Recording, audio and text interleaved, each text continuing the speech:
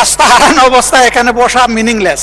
ও আপনার you are determined to stage a walk out. এখানে trust maintain করা হয়নি, এটা আমাদের দুঃখ যে আমরা এই দুঃখ নিয়ে এখন ওয়াক আউট। না, আপনারা যদি ওয়াক আউট করার জন্য আগে প্রথমে সিদ্ধান্ত নিয়ে থাকেন, মোস্ট ওয়েলকাম, নো প্রবলেম। ইনশাআল্লাহ আরো দেখা হবে, এখানেই দেখা হবে। তবে আজকের মতো দুঃখ নিয়ে আমরা ওয়াক আউট করছি। আসসালামু আলাইকুম।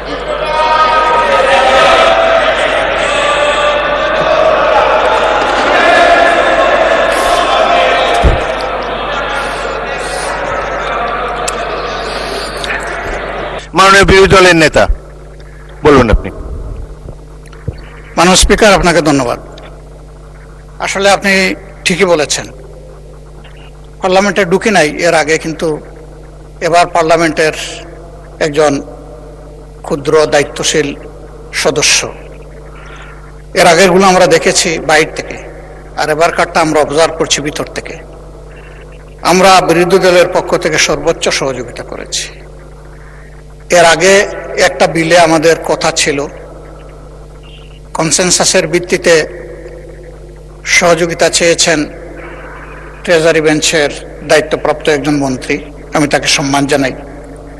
এরপরের বিলে কিন্তু আমরা সহযোগিতা করেছি, এরপরেও সহযোগিতা করেছি। আমাদের আপত্তি ছিল যে টেবিলের উপরে এইমাত্র আসছে, আমরা কিছুই দেখতে পারি নাই। আমরা ওই কনসেনসাসের উপরে আমরা রেসপেক্ট আমরা রেখেছি, সেটা আমরা রাখতে পারলাম। এই আপনার সভাপতিত্ব হয়েছে, আমরা সেটা রাখতে পারলাম। কিন্তু আমাদের একটা ন্যায্য এই দাবি, যেটার সাথে সবার ব্যক্তিগত আবেগ, চিন্তা এবং কন্ট্রিবিউশন, স্যাক্রিফাইস জড়িত, সেটা একটু সরকারি দল পারেন না একটু রিভিউ করতে? তারা একটু মন বড় করে বলতে পারেন, ঠিক আছে এজ ইট ইজ আমরা এখন পাস করে নিলাম, ভবিষ্যতে অধিকতর সংশোধন দরকার মনে করলে আবার আমরা বিলেন সেটা পারি। কিন্তু না না, আপনারা তো পাশ করেছেন সংশোধনী সহ। মাননীয় স্পিকার, এটা কি সংশোধনী সহ পাশ হয়েছে নাকি সংশোধনী ছাড়া পাশ হয়েছে? সংশোধনী সহ পাশ হয়েছে। এই জন্যই আমি বলছি যে আপনারা ওই অংশটা বাদ দিয়ে কনসেনসাসের রেসপেক্টের জায়গা, আস্থার জায়গাটা, যেখানে আমরা সবাই চলে আসলাম, সেই জায়গাটা রেখে যদি এটা করেন, তাহলে আমাদের ফিনিশিংটা খুবই চমৎকার হবে। আমরাও চাই না যে ফিনিশিং খারাপ হোক। মাননীয় বিরোধী দলের নেতা, এরপরে একটা কথা আছে, এটা আপনি বলেছেন যে আর একটা মাত্র বিল বাকি আছে, তাইলে বাকি বিলগুলা কি হবে? মাননীয় স্পিকার, যেটা কার্য উপদেষ্টা পরিষদের সিদ্ধান্ত হলো যে সবগুলো এখানে আসবে, এর মাঝে বিশেষ পাবে পুলিশ সংস্কার কমিশন, গুম কমিশন, এরপরে তামাকের উপরে একটা আছে, দুদক আছে। এগুলা কি হবে? এগুলা তো ভাইটাল কনসার্ন আমাদের। যদি এগুলা কোনো আলোচনা এখানে না হয়, তাহলে আমরা কি শুধু ওই বিলগুলা কনসেনসাসের এগুলোই পাশ করার জন্য এখানে বসে থাকবো? কারণ ওইগুলোর সাথে গোটা ফ্যাসিজম জড়িত ছিল। সেই ফ্যাসিজমের রুটগুলা যদি রেখে আমরা এখান থেকে বিদায় নেই, তাহলে আমরা আমাদের দায়িত্ব, বিবেক এবং জনগণের কাছে আমরা দায়বদ্ধ হয়ে যাব। আমরা সে দায় কেন নেব? এই জন্য আপনার মাধ্যমে আমরা স্পষ্ট জানতে চাচ্ছি এই সবগুলা বিল আসবে কিনা, এটা আগে আমাদের জানা দরকার। আর আমি যেটা অনুরোধ করেছি, যদি তারা বড় মনের পরিচয় দিয়ে কনসেনসাসের জায়গাটাকে রেসপেক্ট করেন, আমরাও রেসপেক্ট করার চেষ্টা করব। ধন্যবাদ মাননীয় স্পিকার। মাননীয় বিরোধী দলের নেতা, মাননীয় আইনমন্ত্রী কিন্তু বলেছেন যে যে বিলটা পাশ করা হলো এটা তারা রিভিউ করবেন, প্রয়োজন হলে আগামী সংসদে নতুন করে বিল নিয়ে আসবেন। বিরোধী দল নেতাকে মাইক দেন। মাননীয় স্পিকার, আপনাকে ধন্যবাদ।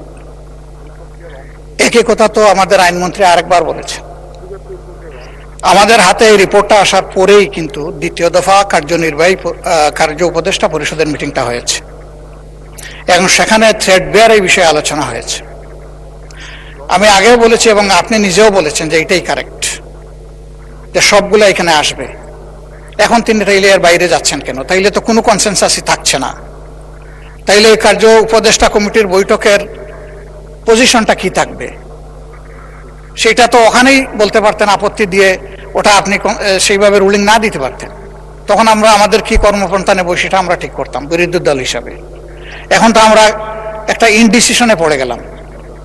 আমাদেরকে তো এইভাবে ইনডিসিশনে বলার অধিকার তো নেই।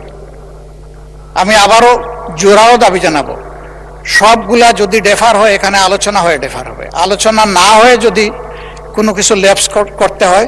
আমরা সুস্পষ্ট দেখছি এটা ফেসিবাদকে আবার পুনর্জন্ম দিবে, আবার স্ট্রেংথেন করবে, এবং এইটার সাথে আমরা কোনোভাবে আমরা দায়বদ্ধ হতে চাই না। একেবারেই আমাদের কথা এই ব্যাপারে ক্লিয়ার। আর জাদুঘরেরটা তো সংশোধনী সহ পাশ করেছেন, ওনারা ওখান থেকে নড়বেন না। সেই জায়গায় আমরা আমাদের আপত্তি আর তুলে নিতে পারলাম না, দুঃখিত আমরা।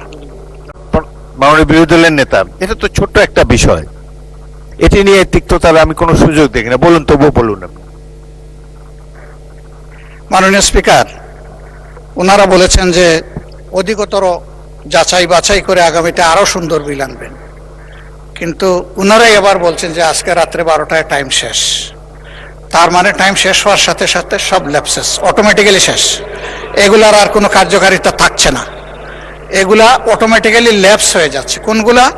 যেগুলা বিশেষ জাতীয় গুরুত্বপূর্ণ, সেই সবগুলাই রয়ে গেল ওই কাতারে। তো এইগুলা যদি এই কাতারেই রয়ে যায়, তাইলে মাননীয় স্পিকার, আপনাকে আমরা কিভাবে সহযোগিতা করব বলেন? আমাদের তো একটা কমিটমেন্ট, যেমন তাদের কমিটমেন্ট জনগণের কাছে আছে, আমাদেরও আছে। আমরা এই কমিটমেন্টের জায়গাটা থেকে কি শোনা যাচ্ছে না নাকি? Thank you so much. এই জায়গাটা থেকেই আমরা চেয়েছিলাম যে কোঅপারেশনের মাধ্যমে, যেভাবে একটা বিশেষ কমিটি করে দেওয়া হয়েছিল, আপনিই করে দিচ্ছেন আপনার সভাপতিত্বে, তারা যতটুকু পারেন ঐক্যমত হয়ে এসেছেন, যে সমস্ত জায়গায় ডিসেন্ডিং ওনাদেরও আছে আমাদেরও আছে, সেগুলো এখানে আলোচনা হতো, আলোচনা হয়ে তার ভাগ্য যেটাই নির্ধারিত হতো আমরা তো মেনে নিতাম মাননীয় স্পিকার। কিন্তু আলোচনাই হবে না, এখন তো এটাকে অলরেডি এজেন্ডা আউট করে দেওয়া হয়েছে। তাইলে আমরা কি করতে পারি বলেন? বলা হচ্ছে যে ভবিষ্যতে আনবেন, ভবিষ্যতে আজকে রাত্রে 12টার পর তো আর 1 মিনিট কাউন্ট হবে না, এটাই তো রেড লাইন। আপনার শেষ হয়েছে? যে আমার শেষ হয়েছে, ধন্যবাদ। আমার তো মনে হয় যে মাননীয় স্বরাষ্ট্রমন্ত্রী সংসদ নেতার পক্ষ থেকে যে কথা বলেছেন এবং এই যে রেফারেন্স দিয়েছেন এই বিশেষ কমিটির, কোনো কিছুই তো ক্লোজ করা হয়নি। পরবর্তীকালে প্রয়োজন হলে এই ব্যাপারে বিল আনতে পারেন। আলাপ আলোচনার উপরে তারা গুরুত্ব দিয়েছে, আপনাদের সাথে আলাপ আলোচনা করেই তারা বিল মেনেছে। সুতরাং এই ব্যাপারে আপনার চিন্তিত হওয়ার কিছু নেই। আজকে যদি ল্যাপস হয়ে যায়, আবার এটাকে নতুন করে বিল আকারে আনা সম্ভব, যদি আপনাদের মধ্যে আন্ডারস্ট্যান্ডিং থাকে। মাননীয় বিরোধী দলের নেতা, আমার তো মনে হয় যে, আচ্ছা মাননীয় চিফ হুইপ বলেন। মাননীয় স্পিকার, চিফ হুইপকে একটু শোনেন। মাননীয় স্পিকার, বিরোধী দলীয় নেতা, মাননীয় স্পিকার, বিরোধী দলীয় নেতা যে কথা বলেছেন আর আপনি যে কথা দেখিয়েছেন, বলেছেন যে আর স্পিরিট অফ কোঅপারেশন। অ্যাকচুয়ালি আমাদের মাননীয় আইনমন্ত্রী কথা বলেছেন, মাননীয় স্বরাষ্ট্রমন্ত্রী কথা বলেছেন, এবং আমাদের নেতার সাথেও কথা বলেছি, সংসদ নেতার সাথে।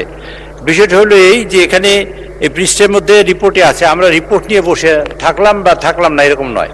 আমরা চাচ্ছি, আমি মাননীয় সদস্য আপনার দৃষ্টি আকর্ষণ করছি, আমরা চাচ্ছি একটা সমঝোতা হোক এবং সমঝোতার ভিত্তিতে হোক। আমাদের তরফ থেকে আগামী সংসদে, আগামী সেশন তো ইনশাল্লাহ বাজেট সেশন হবে, বাজেট সেশনে সবগুলো বিল আসবে, ইনশাল্লাহ সবগুলো বিল আসবে, তখন আপনারা সময় পাবেন এখানে, এবং এই সবগুলো বিলই আগামী বাজেট সেশনে আসবে। সুতরাং সেখানে যেমন আপনারা আলোচনার সুযোগ পাবেন এবং এখানে কন্ট্রিবিউট করার সুযোগ পাবেন। মাননীয় বিরোধী দলের নেতা, চিফ হুইপ অ্যাসুরেন্স দিয়েছে প্রত্যেকটা বিল আগামী সেশনে আসবে। I think this should satisfy you. প্রত্যেকটা বিলই আগামী সেশনে আসবে। বিরোধী দলের নেতাকে মাইক দেন, মাইক দেন। আস্থা হারানো অবস্থায় এখানে বসা মিনিংলেস। ও আপনার you are determined to stage a walkout. এখানে ট্রাস্ট মেইনটেইন করা হয়নি, এটা আমাদের দুঃখ যে আমরা এই দুঃখ নিয়ে এখন ওয়াকআউট। না, আপনারা যদি ওয়াকআউট করার জন্য আগে প্রথমে সিদ্ধান্ত নিয়ে থাকেন, মোস্ট ওয়েলকাম, নো প্রবলেম। না না, democracy is a rule by majority. এটা মাননীয় স্পিকার, এটা আরো দুঃখ পেলাম, এই কথাটা আরো দুঃখ পেলাম। আপনার কাছে আমরা প্রথম দিনই আশা করেছিলাম, আপনিও বলেছিলেন যে আপনি জাস্টিস মেনটেন করবেন, জব সফার আপনি অনেক করেছেন, কিন্তু আজকের দিনটা এই সময় এসে আমরা জাস্টিস পেলাম না মাননীয় স্পিকার। মাননীয় বিরোধী দলের নেতা, মাননীয় বিরোধী দলের নেতা চিফ হুইপের অ্যাসুরেন্স যে প্রত্যেকটা বিল আগামী না, না। সেশনে আসবে, না। আপনার মেইন কোয়েরি তো এটাই ছিল। বিশেষ এক মাস কমিটিতে পরেই প্রত্যেকটা বিল assurance, আসছে। বিশেষ কমিটিতে অ্যাসুরেন্স, উপদেষ্টা কমিটিতে অ্যাসুরেন্স, সবই তো উলটপালট হয়ে যাচ্ছে একটা অংশ। তো এই ট্রাস্টের জায়গাটা ওনারা তো রাখলেন না মাননীয় স্পিকার। আমি তো বললাম যে মাননীয় এখানে বিরোধী আপনি দলের দৃষ্টি নেতা। আকর্ষণ করার পরে আমরা কিন্তু সহযোগিতা করেই যাচ্ছিলাম যে ঠিক আছে কনসেনসাস যা হয়েছে আমরা আর কথা বলবো না, আমরা হাতেই বুড় দিয়ে দিয়ে চলবো, আমরা চলেছি। কিন্তু এখন এসে দেখতে পাচ্ছি যে আমাদেরকে আসলে ব্ল্যাক আউট করে দেওয়া হচ্ছে। ওই ব্ল্যাক আউট কেন আমরা হবো মাননীয় স্পিকার? মাননীয় বিরোধী আমরা দলের তো নেতা, ব্ল্যাক আউট আপনার চাই না। আপনার প্রধান প্রশ্ন ছিল যে এই বিলগুলা যেগুলা উঠেনি এই হ্যাঁ। অধিবেশনে, জি। সেগুলার ফেট কি হবে? জি। সেটা বিরোধী দল ট্রেজারি বেঞ্চ থেকে এবং বলা মাননীয় হয়েছে স্পিকার, আমি স্মরণ প্রত্যেকটা করিয়ে বিল আনা দিচ্ছি। হবে আগামী অধিবেশনে। মাননীয় স্পিকার, আমি স্মরণ করিয়ে দিচ্ছি, আপনি সেদিন বলেছিলেন রাত 12টা হলেও সেশন কন্টিনিউ করবে এবং সবগুলো আলোচনা হবে। এটা যদি হয় বসবো, শুনবো, 12টা পর্যন্ত আমরা অংশগ্রহণ করব, কোনো অসুবিধা নাই। কিন্তু এখানে বলা হয়েছে 16টা কোনো বিল এখন অসুবিধা নেই। উত্থাপন করা হবে না, এটা তো বিশেষ বিলেরই আমরা তো ওই এটা আস্থা রাখতে সিদ্ধান্ত। পারছি না, ওই আস্থার জায়গা ওনারা নষ্ট করে ফেলেছেন। এই জাদুঘরের রাস্তা পাচ্ছি না। জাদুঘরে একটা ভবিষ্যতে ক্লজে ওনারা যখন আনবেন তখন ভবিষ্যতে বেঁচে থাকলে আমরা অংশগ্রহণ করব। মাননীয় বিরোধী দলের নেতা 133-এর মধ্যে 16 তো লেপস হচ্ছে না, 90 আলোচনা হয়েছে, আর বলেছেন যে একটা বাকি আছে, তাইলে আরো তো অনেকগুলা লেপস হয়ে যাচ্ছে। তো এই সবই তো আইনমন্ত্রীকে একটু শুনি আমরা। Everything আইনমন্ত্রী বলুন। darkness। মাননীয় স্পিকার, আপনাকে ধন্যবাদ। আপনার মাধ্যমে বিরোধী দলকেও ধন্যবাদ। উনি যে অঙ্কটা কষেছেন 133টার মধ্যে 90 আর একটা 91 হয়, আর তার সাথে 16, তাহলে 100 কয়টা হয়? 107টা হয়।